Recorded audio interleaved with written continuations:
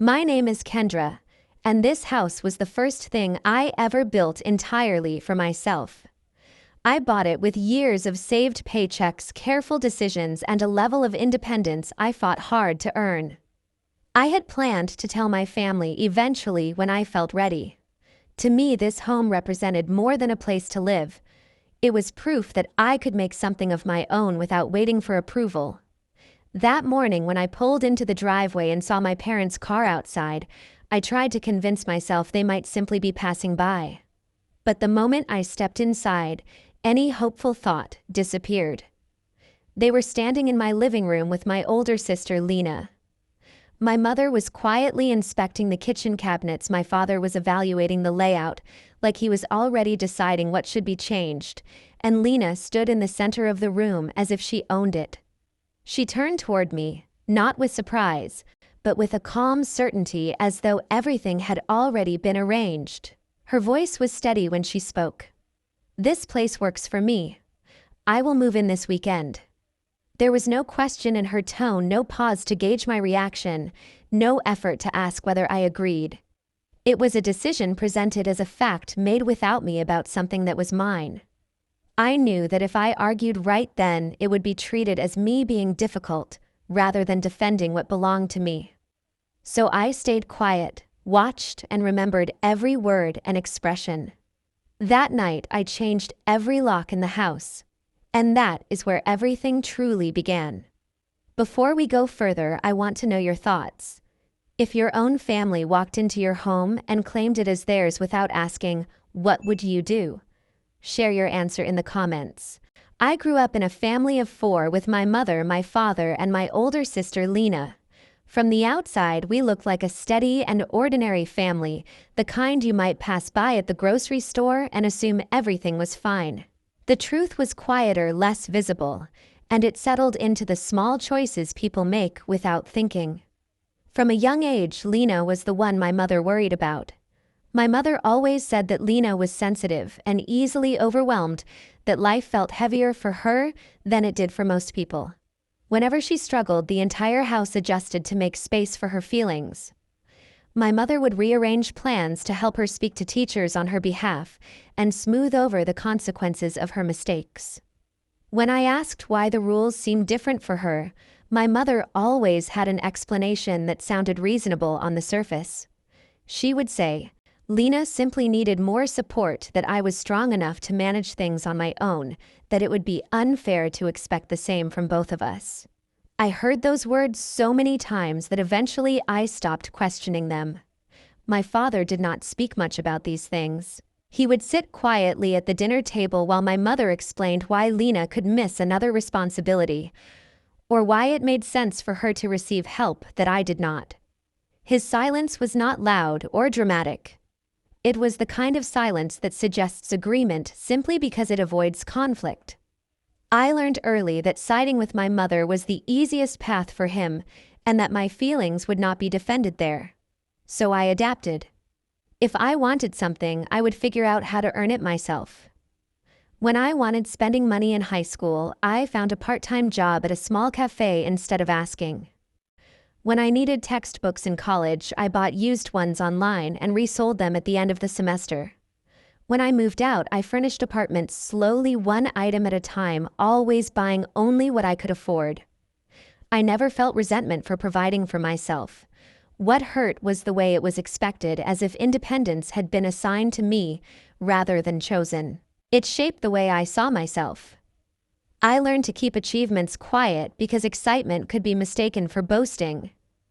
I learned not to ask for help because the answer had already been decided before I ever opened my mouth. Lena, meanwhile, built her life with the support she was used to. Apartment rent helped by my parents. Bills paid without discussion. Advice given before she requested it. If she changed her mind about a job, there was always patience for the transition. My mother's phrase, the one I had heard throughout my childhood, followed her into adulthood too. "Lena just needs more help navigating life." The words never changed, only the circumstances did. My decision to buy a house came from a quiet place inside me that had existed for years. It was not rebellion. It was not competition. It was simply the first time I allowed myself to have something that belonged entirely to me. I wanted a space where I did not have to play the role assigned to me. A place where I did not need to minimize myself so that someone else could be comfortable. I wanted certainty that no one could decide anything for me within those walls. The house became a boundary I had never been allowed to have before. I believed that once I created that boundary, it would be respected. I was wrong. A few months before everything unfolded, my life moved at a quiet and steady pace. I worked full-time at a small veterinary clinic in Maple Grove, a place where I knew every routine and every sound by heart. The clinic was not large, but it had a warmth that made long hours feel worthwhile. I spent most of my days caring for animals, speaking with owners, and keeping an eye on my dog Harvey, who often stayed in the office with me.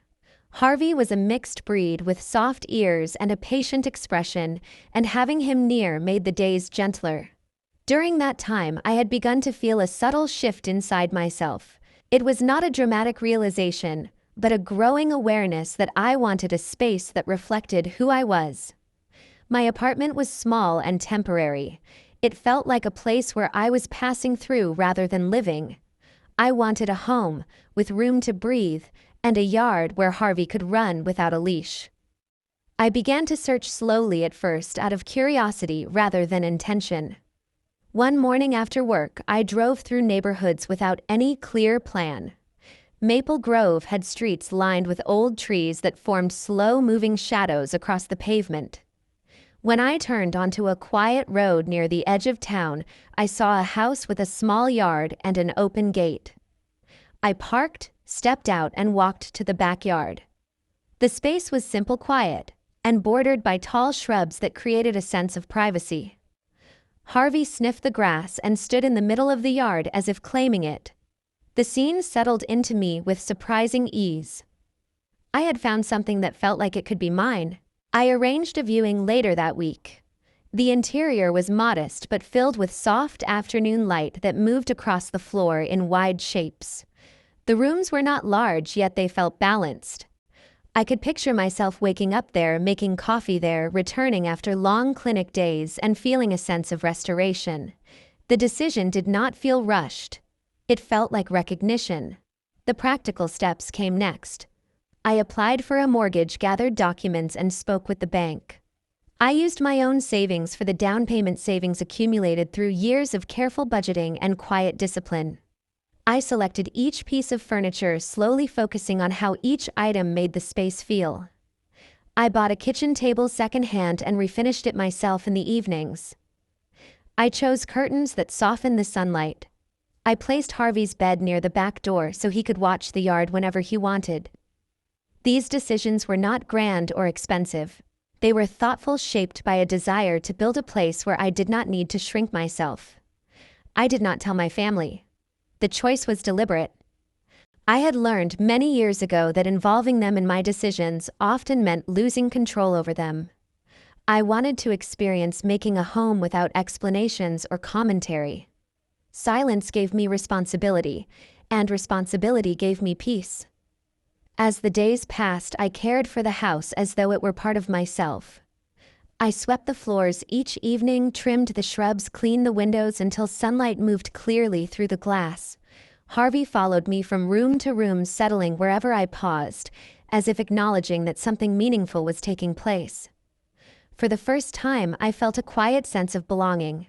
Not to a person and not to an expectation, but to a space that I had chosen and shaped. The house was not large, but it held something I had never been allowed before. It held room for me. It happened on a quiet Wednesday afternoon when I had just returned from work and was settling into the familiar rhythm of preparing tea in the kitchen. The doorbell began ringing repeatedly, not in a patient or considerate pattern, but in a rapid insistence that felt like someone tapping directly against my ribs. I checked the camera on my phone and saw my parents standing on the porch with Lena beside them.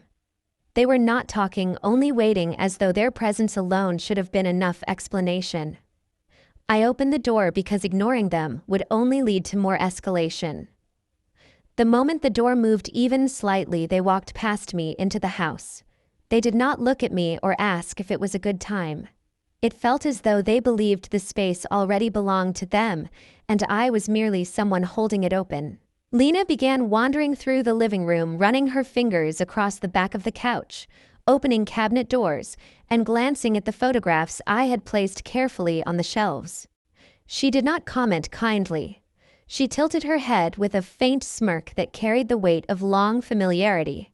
She said the layout was plain, that the rooms felt small, and that the backyard could use better maintenance. The words were not aggressive, but the tone was heavy with ownership, as though she was evaluating what would soon be hers. Mom walked behind her and said that it was nice I found a place spacious enough for everyone. Her voice held the smoothness of a decision already made. I told her that the house was mine, and that I had purchased it for my own living. She smiled in the way someone smiles, not because they agree, but because they do not believe there is anything to discuss. She said that Lena needed stability, and that this house would offer it. She framed it as something natural, something I should have already understood without being told. Dad stood near the doorway with his hands in his pockets, quiet as always. His silence had become a form of complicity over the years. Lena continued her tour, stepping into the hallway and examining the second bedroom. She lingered in the doorway longer than necessary, nodding to herself as though confirming a private plan. She said this room would be perfect for her workspace. I reminded her gently, without raising my voice, that this house belonged to me. She responded with a laugh, casual and dismissive, as though I had said something adorably naive. When they prepared to leave, Lena stopped near the small hooks beside the front door where I kept spare keys. She looked at the set of keys without hesitation and took one. She did not ask. She did not look at me for approval. She placed the key into her bag and announced that she would move in over the weekend. The statement was delivered with the certainty of someone who believed no one would stop her. Mom nodded as though the matter was settled, and Dad avoided my eyes. I stood still, my hands resting on the back of a dining chair, and allowed the silence to grow between us. I did not raise my voice. I did not plead. I repeated that the house was mine and that decisions regarding it were mine to make. Lena brushed it aside and told me not to be dramatic. They walked out, leaving the scent of familiarity and intrusion lingering in the air. When the door closed behind them, the house felt altered. Not physically, but in the invisible way. A place changes when boundaries are crossed without permission. I stayed in the quiet, breathing slowly so I would not break the stillness with anger. I knew I would have to act. I also knew there would be no room for hesitation. The next morning arrived without any warning of the boundary that was about to be crossed. I had left for work early, taking my dog Harvey on a short walk through the quiet streets of Maple Grove before heading to the clinic. The day felt ordinary, steady, the kind that usually passes without leaving a mark. Yet when I returned home in the late afternoon, I noticed a moving truck parked near the curb in front of my house. My heart hesitated for a moment before reality assembled itself with clear intent. Lena was there, standing on the driveway while directing two men who were lifting a vanity table and several large suitcases from the back of the truck. She had one of my spare keys in her hand, and she walked toward the door like someone arriving at a place that already belonged to her. I approached and asked what she was doing, though the question felt unnecessary. Lena answered with a tone of lightness that disguised determination. She said she was getting a head start on moving in, because she wanted the room to feel comfortable before the weekend. She inserted the key into the lock, pushed open the door, and walked inside. The action was so casual, so unbothered by the idea that permission should matter, that the air around us seemed to tighten. I followed her into the house and found the living room in transition. She had rearranged the couch and coffee table, placed her boxes along the hallway wall, and was setting her makeup bottles on the dining table. The space had shifted away from me, as if someone had reached into the center of the home and turned its pulse in a different direction. I asked her to stop. I spoke clearly, choosing each word with care because I knew anger would only feed her confidence. I reminded her that this house was not a shared property, that I had bought it myself, that I did not agree to her living there. She smiled in a way that suggested she had already predicted my reaction and dismissed it. She said that Mom told her I would eventually understand, that I always overreact about personal space, and that family should stay together when one person has the means to help. The words felt like a story that had been rehearsed long before this moment. I told her that understanding was not the issue. Respect was the issue. Lena paused, and for the first time that day, her smile faded. However, she did not step back.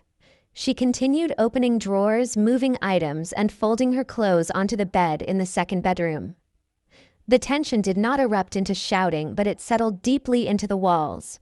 I left the house to let the air settle and returned later in the evening. By then, the house looked wrong to me. It no longer reflected quiet and privacy. It reflected intrusion. That night, my best friend Leah visited after I called her. Leah and I sat at the kitchen table while Harvey lay near our feet. I explained what had happened, every detail, every word that had been spoken. Leah listened without interrupting, her expression steady. She finally said that boundaries only hold value when they are protected. She told me that silence was no longer an act of peace, but an invitation to be erased inside my own life. Her words did not ignite a sudden burst of fury. Instead, they settled inside me with calm certainty. I realized that if I allowed this to continue, I would lose more than a house. I would lose the one place where I could exist without being overshadowed. I knew what I needed to do. The decision was final before I even spoke it aloud. I would not share my home. I would act, and I would not apologize for reclaiming what was already mine. The morning arrived quietly, without hesitation or second thoughts. I woke with a feeling that had settled overnight, a steady conviction that no further discussion or compromise would follow. The house was silent, and the air carried a sense of clarity I had not experienced in a long time.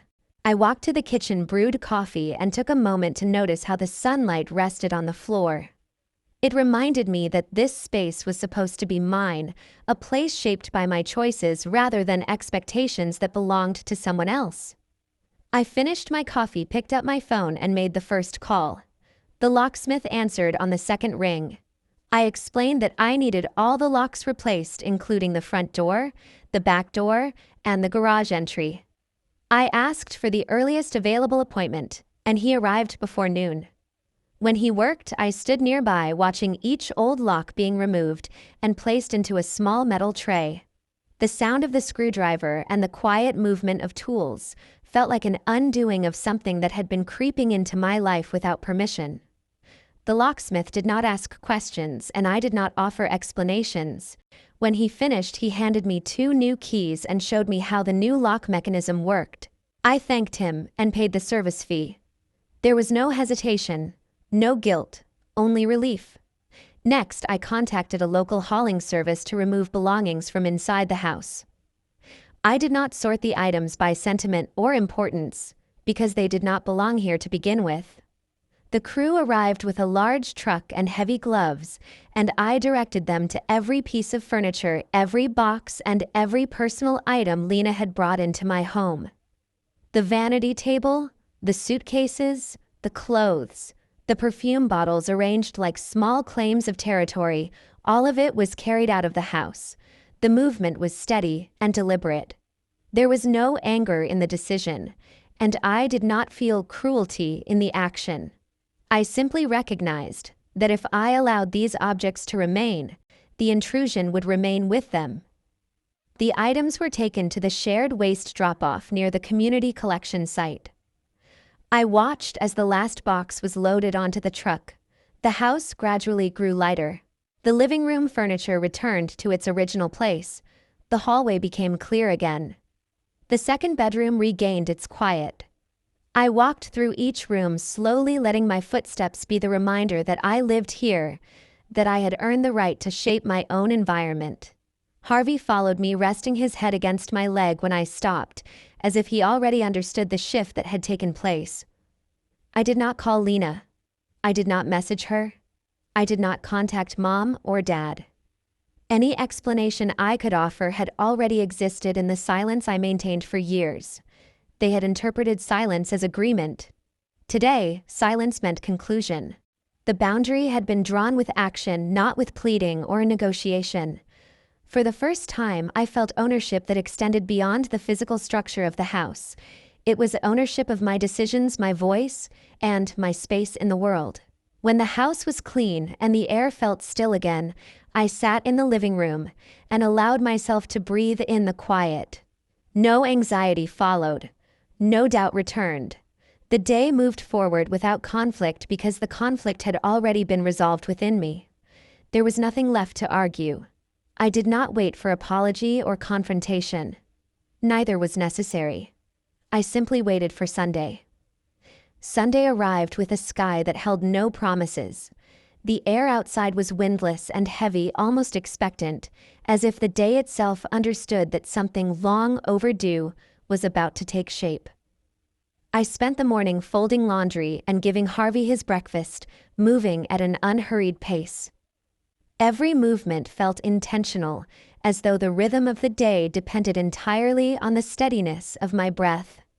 There was no fear left inside me, only clarity, the kind that settles after a storm has already passed.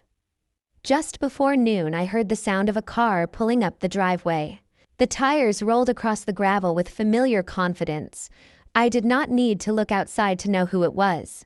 Then came the first attempt at the door, a firm twist of the handle followed by stillness when it did not open. A pause, brief and sharp. Then another attempt, more forceful. Moments later, I heard Lena's voice raised in disbelief, wrapped in outrage that came from a place far older than this moment. I walked to the hallway, quietly stopping where I knew she could not see me, and listened as she moved from disbelief to accusation. She shouted that I was being ridiculous, that this house was meant for all of us, that I was selfish for changing the locks without warning. Her voice struck the door with the same insistence she used to strike my boundaries my entire life. The fact that she could not enter was not simply an inconvenience. It was a disruption to the order she believed was permanent. The knocking grew harder. Then came the pounding. Then came her calling my name again and again, with a tone that attempted to combine authority, disbelief, and injury. I did not answer.